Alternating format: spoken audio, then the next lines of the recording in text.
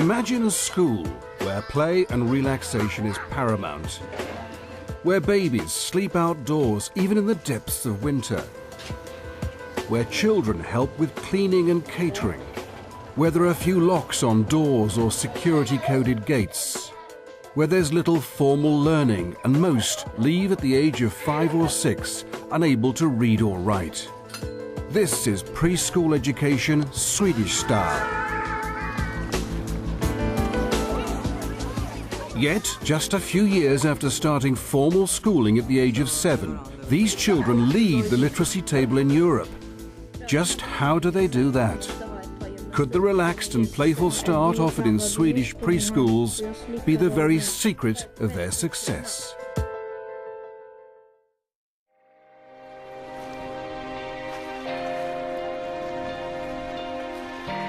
Dawn breaks in Motala, a small town set beside Sweden's second biggest lake. And already parents are arriving at this state preschool, which takes 1 to 6-year-olds and is open from 6 a.m. to 6 p.m. I start at 7. That's why I leave my children so early. Both me and my husband starts at 7 o'clock. Yeah. So it's very important. It's the difference between having an opportunity to have a job and not having that opportunity. It's very, very important.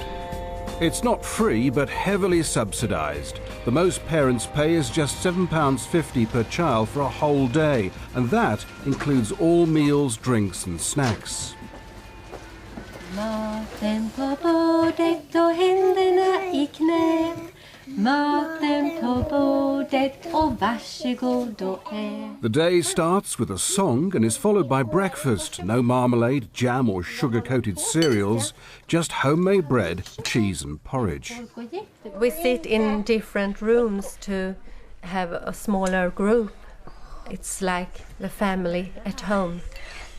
The same vertically grouped classes will eat, socialise and play in these homely rooms for their entire time at the preschool. So there's no anxiety about going up to a new class each September.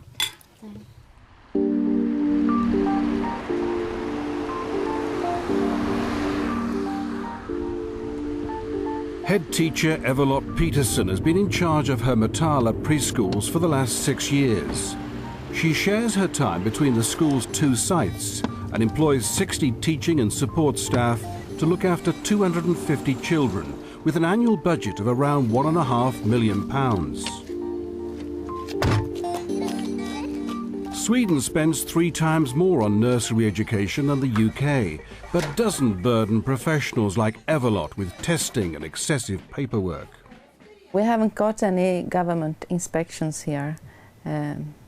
The government trusts us to do the job. And they're given plenty of space to do the job in.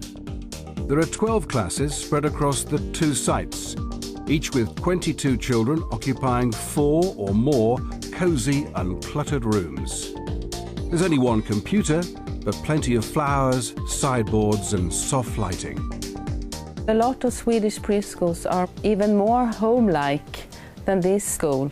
They have worked a lot with the environment, like the Reggio Emilia inspired is more like workrooms. It should be a complement to the home. A very big difference between the English and Swedish system is that it is in our curriculum, it says it's not the child we should evaluate. It's processes in the school, how we do things. We should evaluate that, but not the child, which is a very big difference. This curriculum is a slim document stressing core values summed up here by the school motto: challenge, discovery and adventure. Teachers are expected to deliver it in ways that interest them. We want the children to participate in what we do. We don't want to say we should do that and that, but we ask the children what they would like to do. And also we have a curriculum that tells us what to do but not how to do it. We can do that for ourselves. The children learn better if they're having fun, I think. It's the most important to have fun. And this quest for fun rather than learning is shared by most parents, including Helena and Magnus Christiansen, who feel it's all about their son Adrian making friends and feeling secure. I don't think it's so necessary to get the book skills here in preschool. It's more important to get the social skills.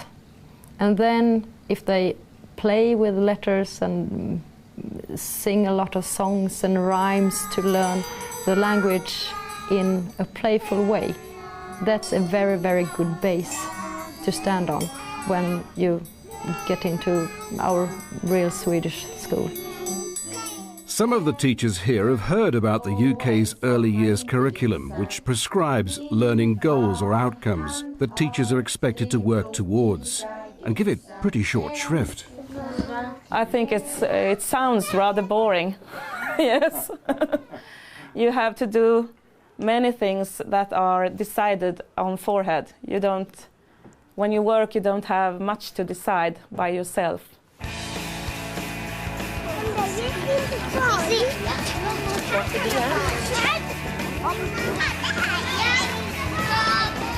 Every day we go out, even if the weather is bad. The children here spend at least half the day outside, even in the harsh Scandinavian winters. They say it encourages curiosity and cooperation. We believe that it is good for them. We think they will get healthier. There's a big emphasis on physical skills to help build confidence and self-esteem. When they are young, our children sleep outside. They sleep from half an hour to an hour. We can see the children all the time. We are inside here or outside in the garden, so it's quite safe here. If it's very cold in the winter, -10, something like that, they have to sleep inside, of course. But often we put on very warm clothes and blankets and something like that. So it's healthy and better for the children to sleep outside. And where will these hardy children grow up? Motala is a quiet semi-industrial town with a population of 30,000. It has a sizable immigrant community, about 25%. It lies midway between Stockholm and Gothenburg, beside Lake Vättern.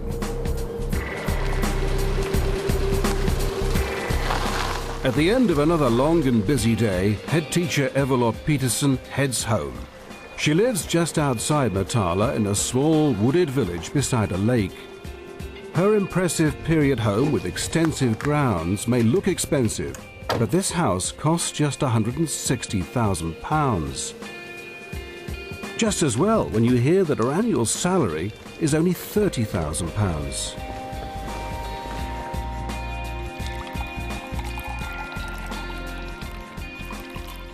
Must be good, this wine. Husband Phil is from England, a teacher who taught in Birmingham for many years. He's now semi-retired, but still spends 2 days a week in the classroom teaching English to students who once attended Evelot's preschool. And they've clearly impressed him. I think the literacy skills, as far as I see them, and I see them in relation to their second language learning, of course, English, then their levels are very good. Can you find out how many countries in the world have a national cricket team? Did anybody manage to do that? How many countries? 16. 16? Okay. Can anybody think why these particular countries play cricket? Why is it, do you think? It's English colonies. English colonies. That is a perfect answer. Formal schooling officially doesn't start till 7. The normal sort of compulsory school age is 7 to 16. And before 7, reading and literacy aren't really matters of concern. I'm going to ask you how old you were when you first started to read and write, to learn to read and write. 5 or 6. 5 or 6? 5. 6 or 7. 6 or 7? 5 or 6. 6. When I first came across this, I was quite sort of taken aback by it. Was there anybody who was ever worried about learning to read and write? No. Nobody. If this was in England, we'd be thinking there's something wrong here. You know, why aren't they reading? Why haven't they got further in their development? It's not as if they aren't developing perfectly well. They are. I mean, they're bright, young children. It's a good time to learn to read and write around 5 or 6 because you think a lot of things are interesting and you want to learn stuff because older kids learn stuff and you want to be like them. I think 3-year-olds must have the chance to be kids, and then when they grow older they can have the opportunity to learn and read. It's your time then to be a baby, not to learn. Allowing time to be a baby. Perhaps that's the key to understanding the success of preschools in Sweden. Their governments say this should be a place of fun for 1 to 6-year-olds to feel safe and secure. A place where they learn almost exclusively through play and where they do things for themselves. We try to get the children doing as much as they can themselves. If we can give them the trust to be on their own, they will take that responsibility. And it's a lot about social training, and training together with other children is very important. Like they are laying the tables. It's a cooperation with other children.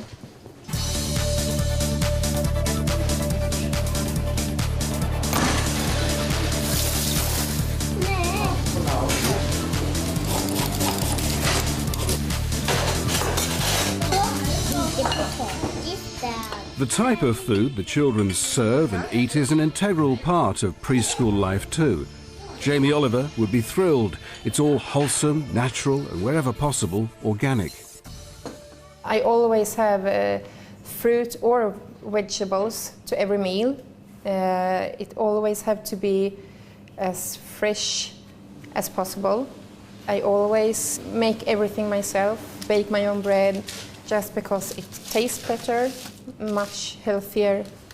When my children were small and went to preschool, every time there was a birthday, the children had ice cream or cake. They don't do that today because they're much more aware of the sugar, the problem with the sugar. Today I'm making something called kåldolmar. Typical Swedish, it's minced meat with cabbage. You put minced meat into the cabbage and then you prepare it in the oven.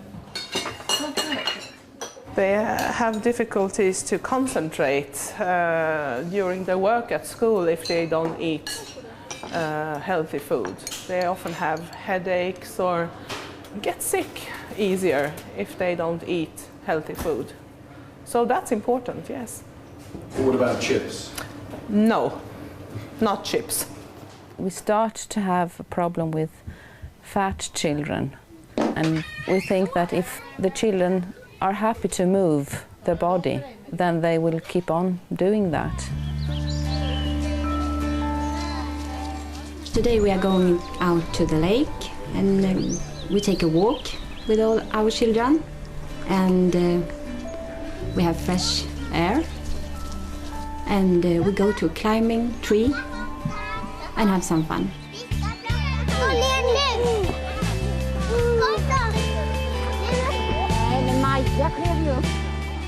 It's very important to be outside and to run and jump.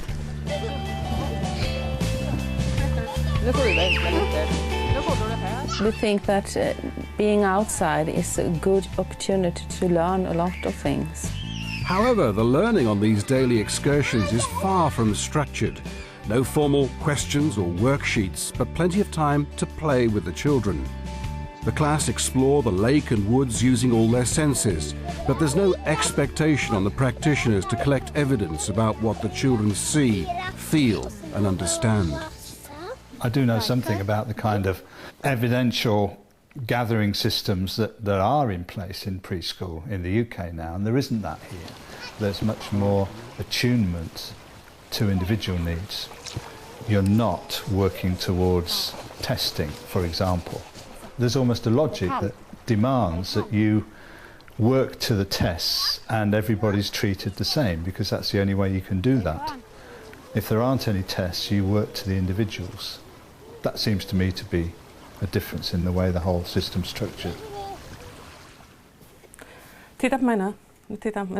It follows that in preschool there are no formal lessons as such, not even in literacy. Då klappar vi händerna samtidigt. Maximilian! Oj, vad många! We don't teach reading and writing in that systematical way. We are trying to build a base for reading and writing. These rising sixes play games with language 3 times a week. It's called Literacy Hour, but you won't find phonics, big books or plenaries. Här står det elefant. They meet in small groups perched on adult-sized chairs to match the dimensions of the grown-up world outside. Här står det krokodil. Krokodilen. If the child is very interested in letters, of course they will write letters and we show them how to do it. But they don't need to. Krokodil. It's their choice. If they are interested, they will do it. Krokodil. When the time that the children live here, they have a good start to begin reading in the school. If the children here look happy and content, it may have a lot to do with the fact that the same class have been together since starting preschool. The Swedes feel this continuity of care is vitally important. They're big on continuity. Until recently, the Motala City Council was run by the same party for 58 years, which certainly helps create a consistent education policy. We work a lot with language development through play and don't believe it's necessary to have so much formal learning. You can't force a child to learn to read. I think parents are good at spending time reading with their children, and we encourage this. Airport worker Pele Eric works shifts, which means he often gets the chance to collect his daughter Stella from the preschool. It's just a short drive from their home. Parents here send their children to the nearest community school. There's no competition for places and no scrabble to get into a school with the best results, because they don't have league tables. Stella is 2 years old and has just started her 2nd year, and like all the other children, joined a vertically grouped class. No. Huh? I think it's a good thing to have different ages. She will learn from the older kids. Maybe it's not all good, but and maybe she can teach something to the younger kids when they arrive at the nursery school. They will learn as soon as they want to, not earlier. It's she will develop in small steps. When they're interested, then they can start to read. Now it's pictures and the words come out from there, and it has to take time. They can't be growing too fast. I think the most important thing is for her to be happy. All parents can track their children's progress at the preschool by reading the pupil portfolios that are kept in each classroom. For me, it's not important that they know how to read and write when they finish preschool. It's important that maybe if they're having fun by learning the alphabet, then they will learn it, and they will learn how to count to 10 or 20, the numbers, and maybe they can say 1 + 1 is 2, because they think it's fun. And I think that's a good start when they enter the normal school. My feelings are that if you are a secure kind of person, you are a better learner. If you're allowed to play and you have grown-ups that help you communicate with your friends, and then you will be a secure human being, and you will learn faster, and you will think that it's fun. Here you won't find parents boasting about academic attainment. I think parents still compare their children with each other, but maybe in other skills. My child can know how to swim and is only 4 years old, or he knows how to play football or go by a bicycle and is only 5 years old. I think they compare in other things than learning how to read and write. I know it's there in the UK culture, and it's very deeply embedded. I mean, I remember it from when I was a child. You know, it was a big thing that I could read at an early age, and it was kind of good that I could do that, and it showed my intelligence that I could do that, as my parents thought. There clearly isn't that problem here. And this relaxed, non-prescriptive attitude to reading and writing doesn't appear to hinder the Swedish pupils. In fact, it's the opposite. Sabotage är ett gammalt ord. Kommer från ett språk som talas i stora delar av... By the age of 10, they excel in literacy, topping the European League table. It's not only that in Sweden it seems as if they finish up with higher levels, ultimately. They also finish up with lower levels of illiteracy. That might actually be more significant. And I begin to wonder if, in fact, by focusing so much on literacy in the early years in the UK, by the time they get to the age of 7 or 8, there's a significant portion of children who are already deemed failures and to have failed. And of course we know once that's set in, it's very difficult to turn round. Loppans gymnastikskor var nästan för små och väldigt utslitna. When they start school when I was 7 years old, most children are very excited. Now I'm going to start school, I'm going to learn how to read and write and count, all this. So I think they're more excited of school. I think it's more interesting because they have been children up to 6 and played around and have fooled around and having fun. I just wonder whether that's part of the difference, the lack of that testing regime, the lack of that urgency to have them reading by 5 or 6. It may be that more naturally the children, certainly within Sweden it seems to be the case, progress onto that kind of activity in terms of their, if you like, I don't know, neurological development or their understanding of the world at a slightly older age. And through doing it at a slightly older age, they're more likely to pick up on it across the board, if you like. The secret is that we work with every child's needs. That is why we have been so successful in Sweden.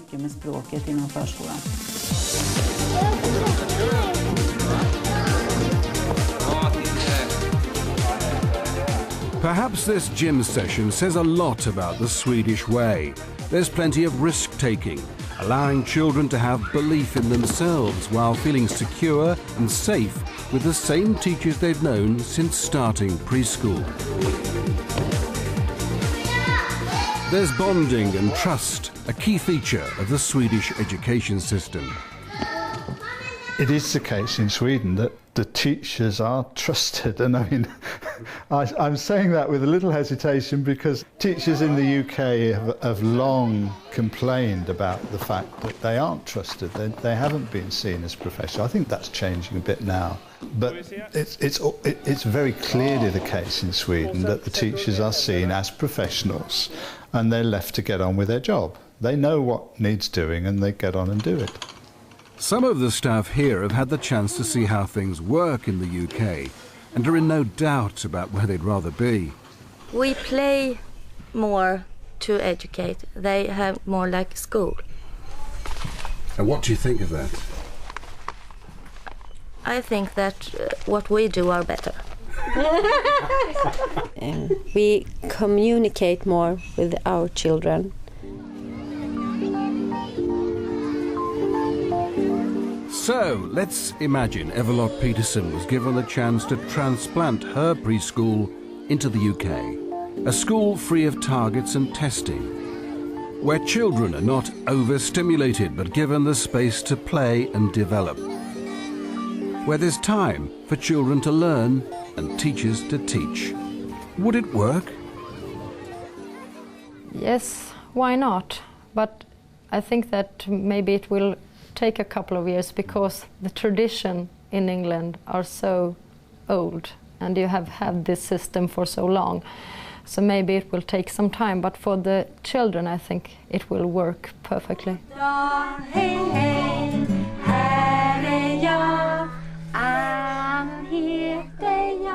I think the children will get used to it quite quick, but maybe the teachers and parents and all the adults, it takes longer time for them to get used to something new.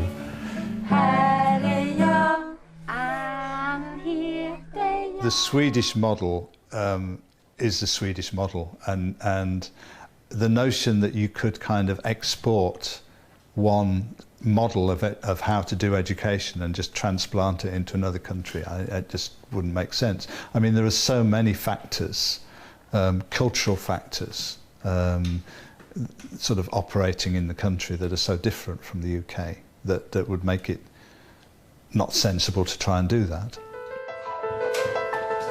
And of course there's the small question of money. Does the Swedish model only work so well because it's been so well funded over so many years? Or perhaps it works because they have faith. Faith in the children, faith in the teachers, and overall, faith in the system.